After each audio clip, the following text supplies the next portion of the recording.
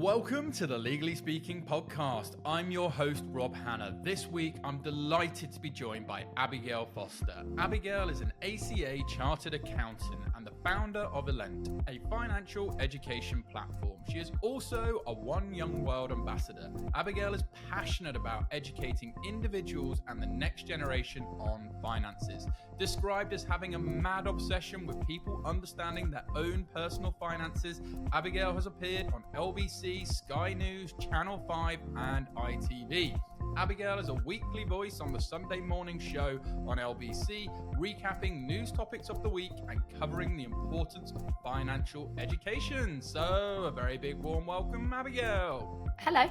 Good to have you with us. And before we dive into all your amazing experiences and projects to date, we do have a customary icebreaker question here on the Legally Speaking podcast, which is on the scale of 1 to 10, 10 being very real, what would you rate the hit TV series Suits in terms of its reality of the law if you've seen it? I have seen it. I would have to say, with absolutely no legal background, I want to put it at 8 because, do you know what? Twofold. One, the outfits that they all wear, I'm really hoping that that's what everyone is wearing, that everyone looks like killer every single day. And two, the long hours, I do know from my friends that do work in law, are very reflective of what's actually happening in real life. And with that, fair enough. They always say real life and reality and other things are sometimes very different. We're going to move swiftly on to talk all about you and your career. So would you mind telling our listeners a bit about your background and career journey? Of course. So going way back, I studied accountancy at university. And then when I left uni, I went into practice as an accountant. So very much doing kind of Mr. and Mrs. Smith's bookkeeping. Then transferred into the world of industry within accountancy and worked for the glossy magazine world. So I started off at Condé Nast, which owns like House and Garden and Vogue and GQ. Then I did a step to Hearst, which is identical really in terms of the branding. So Hearst have like Harper's Bazaar, Good Housekeeping, etc. And I worked there as an accountant for years and loved my time in the glossy magazine industry. I qualified at Hearst, ACA, and I realized that I wasn't really using my accountancy for the way I wanted to, which is when I set up Elent. Yeah, and we need to talk about that because I'm a big fan of what you're doing at Elent. Would you mind telling our listeners a bit about why you wanted to set up in more detail and explain what it is that you're aiming to achieve? So Elent is a financial education company. That is the kind of umbrella. And I set up Elent to teach finance in schools. That was my one aim. I was going to fix all the inequality gaps we felt in society by teaching in schools. Big aim. But that was where I was going. And I started just teaching in sixth forms. Specifically, I was kind of aiming at females and trying to balance this like gender pay gap by teaching finance to the next generation. Then slowly but surely, we've added on from there. So we not only teach all schools, so I personally teach from year 1 to 13, so the whole year groups. And then we now deliver for corporates because obviously it's corporates that desperately need this for their employees and their well-being, because we all know that financial mental health and our mental health go hand in hand, and supporting people's financial well-being is just so paramount. And then very, very recently, we have within Elent built an app to facilitate both those things. So an app that is a financial education kind of bestie in your pocket, and it gives you all the knowledge you wish you were taught at school directly to you as an adult, with the added benefit that it has a one-for-one model. Eventually, we hope to get this into schools all over the UK. Yeah, and I have absolutely no doubt that you will achieve that ambition. I want to talk a little bit more about the workshops that you run, particularly at schools, universities, and in the workplaces. Could you give a bit more insights into those sort of workshops you run and the types of topics and content that you cover? I think that'd be super beneficial for our listeners. Of course. So when it comes to schools, we'll start there and work our way up the age group. So as you can imagine, when you are teaching in junior schools, you're very much covering the basics. But I think the really important basics, like what are bank accounts? What is money? How does it all interlink? And you'd be amazed the amount of young people, especially once you start getting into, age 9, 10, that can explain to you what inflation is. They might not understand the word, but they know what's happening and they understand cost of living. And then by the senior school years and your final years in sixth form or college, everything in the kitchen sink. I don't leave anything off that curriculum. So we are talking pay slips, pensions, understanding how the jargon around investing comes about, everything. And then obviously building on from that, workplace is again the same. It depends how long I have with the people I'm talking to, but if we had a single session, I would be throwing how to read your own payslip, understanding how the investing world works and how it can work for you, and then basics like saving and budgeting that are often kind of taboo and not really talked about. Yeah, I love that. I think you're right in terms of, particularly I look back to when I first started my career. I wish someone had sort of taught me through just the absolute basics, in terms of, some things that, if you start early can make a huge impact on your overall wealth, particularly later on in life. I want to talk a bit about engagement, because getting people really thoroughly engaged with these workshops. How do you go about doing that, particularly with the next generation, in terms of really getting them to get to grasp with understanding their own and learning about their own personal finances? Are there any tips or strategies you adopt? Ooh, make it relatable always. So when it comes to be honest, this isn't just for schools. This is everyone. This is when I teach in adults as well. I have a question that I ask to the people I'm in front of, and I say, what celebrity worked with Uber a few years ago now, before I think they were even in Europe, and got paid for her work with Uber in shares versus cash? And spoiler alert, the answer is Beyonce. But the reason that becomes really like engaging is because everyone can relate to Beyonce. Everyone knows who that is and how she fits into your life.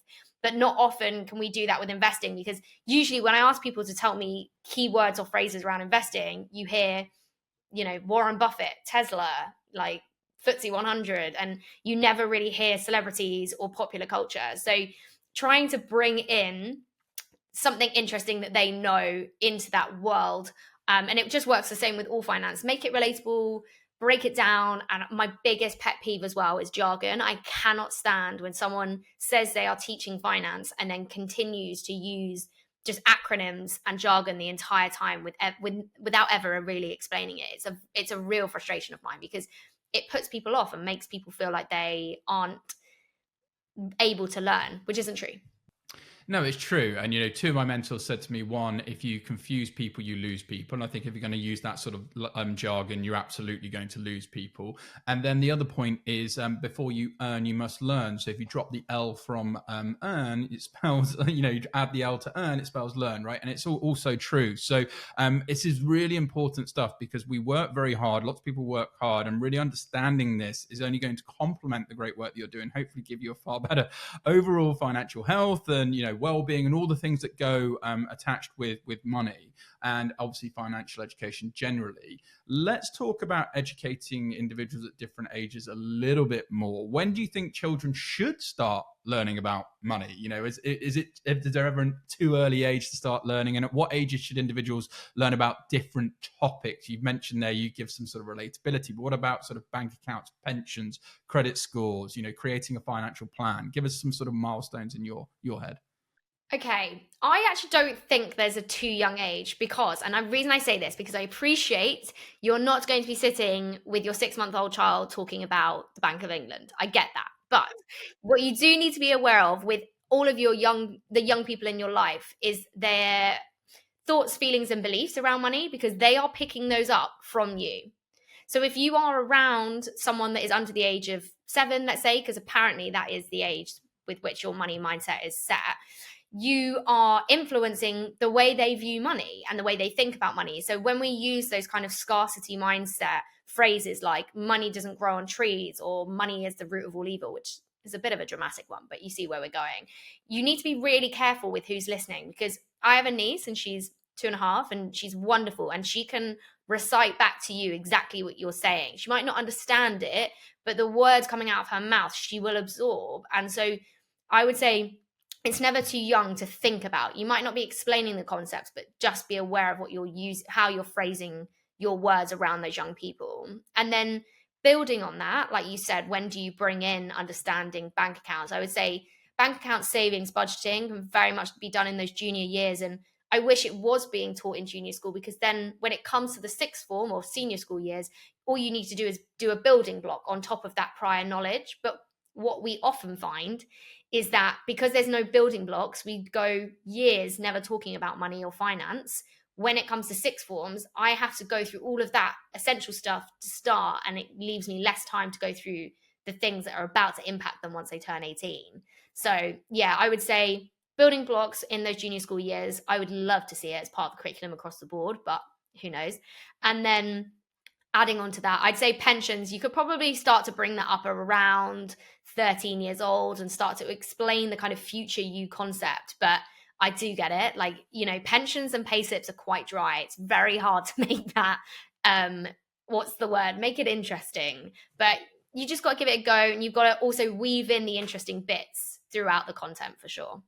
Yeah, the more people can relate to it. And I love that you talk about building blocks, because I talk about that from my sort of legal recruitment hat and people's careers. Even if you're a trainee lawyer or trainee solicitor and you're thinking about trying to get into it, like, what are some of the skills that you could occupy in certain jobs or roles that are kind of building blocks that's only going to enhance your overall employability? Similar to what you're saying in terms of equipping people with the tools and practical tips they're going to need for financial well-being. The more that you can learn early on and build on these and build them and stack them and stack them and stack them, the far better off you're going to be in the long term. Okay, you've touched on your app, but I want to talk about it a little bit more. So it assists individuals with their financial well-being tailored just for them. So it's not just a generic thing. This is very, very personal, which I'm kind of gleaming from the conversations we've been having. So this includes daily financial insights, bite-sized learning modules, live events, webinars, interactive quizzes. So tell us more about those areas and just generally a little bit more about the app.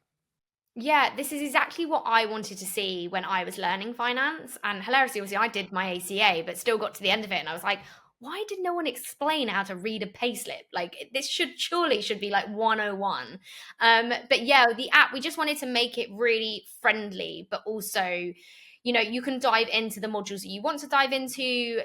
For instance, if you've already got a very thorough knowledge on your budgeting and you've got that tapped down, brilliant. You don't need to necessarily take that module on, but there'll be tons of modules in the app that you don't quite understand, and you can work your way through those slowly. The webinars are there for that kind of one-to-one interaction effectively with me and understanding. And then the insights are, I love to do this thing on my social media where I sum up the news of the day, often finance news, and make it in some way relatable to the people reading. And we've done that with the insights to kind of take one of those news topics and dive into it a bit more. So for instance, let's just say the Bank of England base rate is about to come out tomorrow.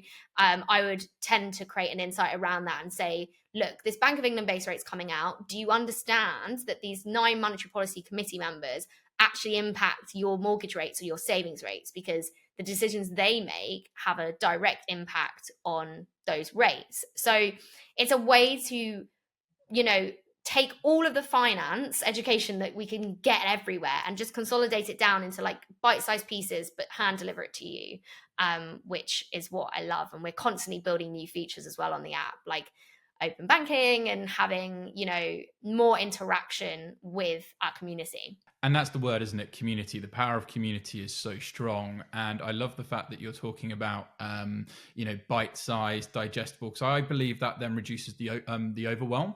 Sometimes if people are getting all of this information, it can be overwhelming. And then you get really confused, you get really stressed, you get really worried, really panicked. Whereas you can break it down so people can really understand it, they're more likely to take action as well. Let's talk more about your journey, because you've had a super impressive journey. You are ACA Chartered Accountant, which is an easy thing to do. But how have your experiences shaped your approach to founding Elent? And what does it stand for? Because I love it. Oh, Elent stands for elegant and intelligent. It's a culmination of the two words. And it was just something that meant a lot to me. I really wanted to create a business that was intelligent led. So, intelligence comes at the core of everything we're trying to do. We're trying to level up everyone to understand more personal finance and commercial really as well. But elegant because actually I'm not going to steer away from the fact I'm quite feminine. I lean into it and I love that. And I think finance needs an elegant touch. I think there's been too many years of aggressive fintech, and actually we could do with some elegance to this and a bit of class. So my ACA was 4 years almost of the hardest exams I've ever done. And if you want to build resilience, definitely do the ACA, because it will beat you down. And especially when you're someone that, I didn't pass them all first time. I definitely had a few retakes. And those retakes, if you want to build resilience, like I said, try a accountancy retake, because it is brutal. Then also from my career as an accountant working in practice, I got to work with some incredible women throughout my career, specifically, just incredible people in general. And more specifically at Hearst, when I was there, the team were constantly asking us for more. So I had stakeholders that worked in events and digital and licensing. And these were all key stakeholders in the business that needed to speak to me about finance. But often there was this like barrier because they didn't really know what they were asking for, or we were very good at explaining why we needed, budget and why we needed to know the actuals and things. And so when I was at Hearst, I realized even more prevalent was the lack of financial awareness between employees and the finance department. And actually, we should be bridging that as well. Like, we should be helping people within the business understand how they fit into the P&L, because obviously we're constantly asking managers and directors, report your final figures to us, here's your budget, almost telling them what to do. But actually, we need them to also understand, how do they fit into the revenue line? How do they fit into the cost line? What do they do that impacts a business? Because sometimes when businesses get so large, the employees within them lose sight of where they sit. And I think if you could explain to them how they fit in, you might see a nice change to your revenue line. Yeah, and I love that approach as well, because it also allows people to see the direct value and impact that they're having to the organization. And I think that can also be a real motivator for people, because, it's always good to say, what gets measured gets done, right? So if people can see like the metrics and what's happening, I think that's a really nice way to empower and motivate people. Today's episode of the Legally Speaking podcast is brought to you by our wonderful sponsor, Cilo, the leader in cloud-based legal technology, transforming how law firms operate. If you're a solicitor or managing a law firm, you know how crucial efficiency is. That's where Cilo comes in. Clio's comprehensive cloud-based software streamlines your entire practice, from client onboarding to case management, billing, and payments. With Clio, you can access your files securely from anywhere, collaborate with your team in real time, and manage your calendar seamlessly. No more missed deadlines, no more lost documents, and a billing process that's as easy as clicking a button. By moving to the cloud with Clio, other law firms have reported 20 plus additional billable hours per month and a 50% boost in revenue. That's more time to focus on what truly matters, serving your clients and growing your practice. Join the over 150,000 legal professionals who trust Clio to make their firms more efficient and productive. Ready to transform your practice? Visit clio.com/UK to learn more and start your free trial today. Now back to the show. Okay, let's talk about misconceptions, because there's lots out there, and we could do a whole separate podcast, I'm sure, on misconceptions. But what are some of the common ones when dealing with personal finances you see? Okay, first one is that your payslip is not your responsibility. That's a real common misconception. People assume that their payslip is a responsibility of their payroll department or HR, and that it's a responsibility, even above that, of HMRC to get right. It's not. Your payslip, your responsibility. If you are not reading your payslip every month, I don't even know how to start this and be like, please just read your payslip, because it can be some of the most basic stuff on there that can go wrong. I've seen payslips with people on wrong tax codes all the time, people on wrong student loan plans, which has a huge impact. That happens a lot to young people as well, because we have different student loan plans in the UK from plan 1 to 5 effectively. And if you are on the wrong one, it could determine you paying the wrong amount. And like I said, tax codes being wrong means over or underpaying tax, and underpaying, whilst it sounds great, HMRC are going to find out, and they are going to give you a nice little bill, which we don't love. And everything in between, just understanding things like year to date, meaning tax year to date. Not a lot of people realize that tax year and calendar year are different. So yeah, I would say common misconception is that the payslip doesn't need to be open, don't need to bother looking at it because it will be right, when actually it's not. Because if something's wrong, for instance, your tax code, I talk about this a lot. If your tax code is wrong, it is your responsibility to contact HMRC. You have to tell them it's wrong and say, why is it not the standard 1257L? And for most people, if it is wrong, HMRC will come back to you and say, really sorry, here's a new one. We'll sort this, correct it. But for some, obviously, you could go years being on the wrong tax code, and it ends up causing it causes a bit of an issue for yourself. But like I said, standard UK tax code is 1257L. Big caveat here, obviously, if you are a higher additional earner and you're earning over 100,000, you start to lose your personal allowance. So that 1257, the number element of the tax code, will start to drop because the personal allowance gets reduced. So if you are seeing a change to your tax code once you get into the 100,000 and above salary bracket, it's not necessarily wrong. It's just the change that's happening. But for many, many people that are obviously starting off their career, still under the 100,000 gross income, you should be seeing 1257L as a standard tax code. And if you're not, please get it checked. There you have it, folks. And you're right. And I think I say this on every episode that we record. If it's meant to be, it's up to me, and it's taking personal accountability. Like you say, you can't point the finger necessarily. If there is something wrong with your payslip, you've got to go on and sort it and be responsible for that. So you gave some really good insights into these things, because you don't want to be on the wrong tax codes. You don't want to be paying the wrong things. You want to make sure it's right. So yeah, really get that sort of self-accountability, and be in groups like Abby's and getting communities like Abby's if you're not sure how to read these things, and get the education even more to ensure that you really understand what you need to be looking for and all of that good stuff. Okay, well, thanks for that. Super helpful. Let's talk a little bit about taboos and stigmas, because some people might be embarrassed to talk about money and finances. So how do you encourage a more positive, open conversation on that particular topic? I would start small and start talking about others, because often what happens is we're worried about talking our own personal finance, because there has been the taboo for years that it's not appropriate to talk about your own personal finance. It's definitely not appropriate to ask what salary someone's on, that kind of thing. But what can be a good bridge is, like I said, the comedy value of talking about how Beyonce got paid in shares versus cash. They're the ways we can start to talk about finance in lighthearted but still really important ways, because you're subconsciously going to think, oh, okay, well, if Beyonce can, get paid in shares, I wonder if I can never get paid in shares and what that looks like. And you start to bridge the gap, and having those conversations with friends and family is really important. I am the first to ask people if they have any finance questions, but I am a bit of a weirdo when it comes to that. That's not the norm. But I wonder if we could see a trend in more people being like, oh, let's add, finance into the conversation as well as sport. For instance, I'm into F1. And so when the Hamilton, obviously Ferrari news broke, the first thing I did was look at my Ferrari shares, because I was like, they're going up.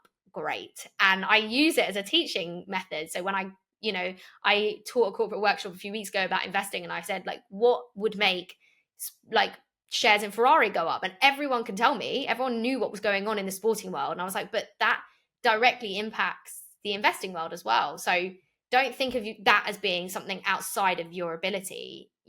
Bring those kind of celebrities and sports and all that kind of into the mix and talk about it using that.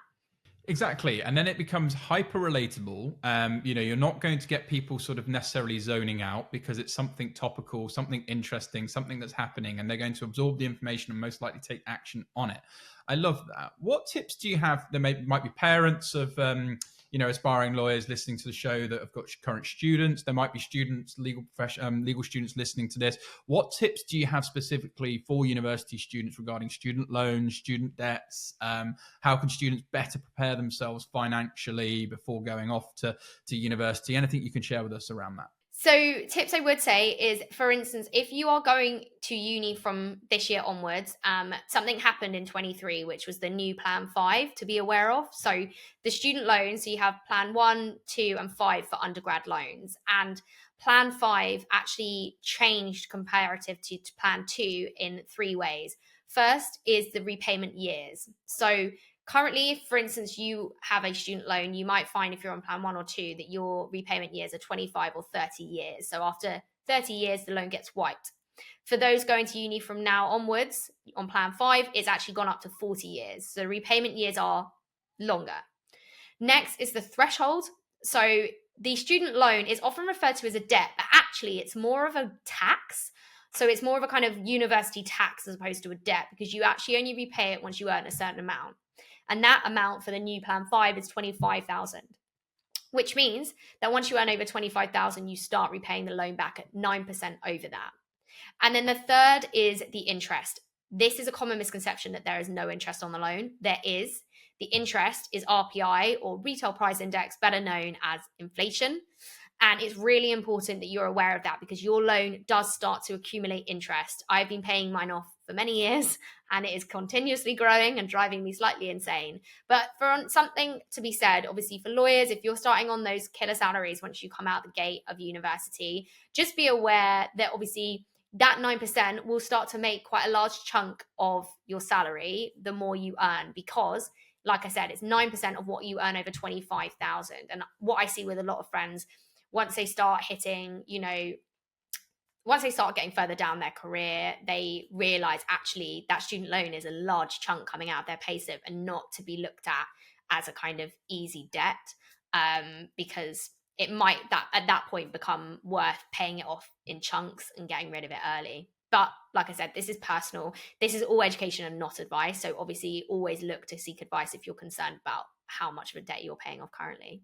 Yeah, absolutely. And like I say, we're just using this for sort of education purposes and just to sort of stress that point that obviously you want to go and speak to people to get sort of really sound advice if you're thinking of taking action from a sort of investment saving, whatever it might be. But I think you're giving some really good tips and education and food for thought as well. We must talk about life, because life happens and there are emergencies.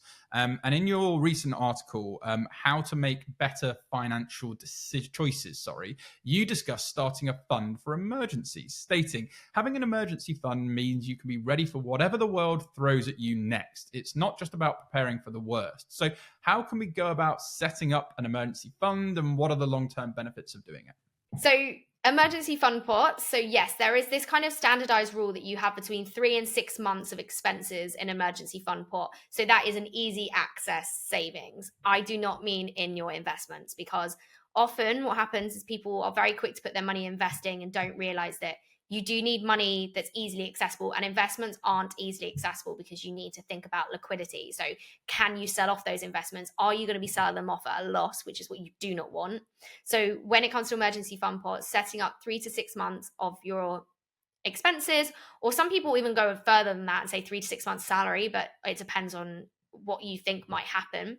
Putting them into easy access accounts, like things like premium bonds or general savings accounts that have like a easy accessibility, so that what the idea behind them is it stops you from entering into consumer debt or credit card debt quickly, because when we're in emergencies, you need the money right now. That's what an emergency is, whether that's a new car, your car's broken down, fridge is broken, that kind of stuff, you need the money. And if you have to be forced to go into debt because you don't have liquid cash on you, it's really dangerous and can really impact things like your credit score and your financial well-being in the future. So if you have a kind of setup that's like your debt to yourself and you borrow from it because you have to, because you've got to replace the car, and then you put the money back and you move on, and that's absolutely fine. The other thing I want to always say with emergency funds as well is emergencies are different to everyone. So please, obviously, be cautious not to use your emergency fund pot because it's Friday and you want to drink and that's an emergency for you right now. But also, to go to the other extreme, I have people I've spoken to where they've said, I desperately want to leave my job. And I say, okay, well, have you got savings to be able to do that? And they're like, yeah, I have an emergency fund pot, but that's for emergencies. I'm like, well, this seems like an emergency in your life that actually that's what you need to use it for. So yeah, I would say, be clear on what your boundaries are when it comes to emergencies. Yeah, absolutely. And have those boundaries, like you say, very front of mind and are very available to you to make sure that you make the right informed decisions. Let's talk about social media, because you're huge on social media. You've done lots of collaborations. You've been everywhere. You're using the platforms that I'm a big fan of, the likes of LinkedIn. And obviously you're huge on TikTok too, to educate people, build your personal brand. How are you going about doing it? Any tips for others who might aspire to achieve what you've achieved already online? Yeah, I've been very lucky. Last year, I had a video on payslips actually go viral on Instagram. And yeah, we now sit at 140,000 in the community on Instagram alone. Like you said, very kindly, I also have started to build a following on LinkedIn and TikTok as well, which we love. And Instagram has very much given me the ability to do the things like, the radio show on LBC and the Sky News that I do in the morning, and also getting to meet Rishi Sunak, which was obviously a big highlight of this year, to be able to ask the Prime Minister some questions that I have wanted to ask for a while. Unfortunately, it was the downfall of Sambas. That was the video that I was on, because whilst we were honestly asking him about personal finance, he chose to wear Adidas Sambas in the conversation, and the world just went mad and just could not fathom that the Prime Minister dare wear Sambas. But it was good for PR, but obviously frustrating, because my real question was, why have you frozen allowances? Why are you trying to reduce national insurance? What's your idea with that? But that didn't really seem to come out as well as understanding he was wearing Sambas. But we move on. But to answer your question though, my advice would be obviously to keep going, because when it comes to creating a personal brand online, I think often you feel like you are consistently showing up, but nothing's happening. And so after a week or 2 weeks or even a month, you give up and you're like, oh, I can't be bothered.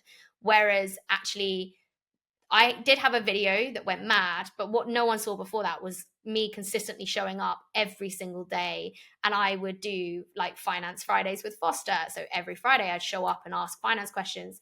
I do a Sunday quiz, which actually is transferred into our app now. And we have like loads of quizzes on the app. And, in the mornings, I do Morning Stars, where I recap the news.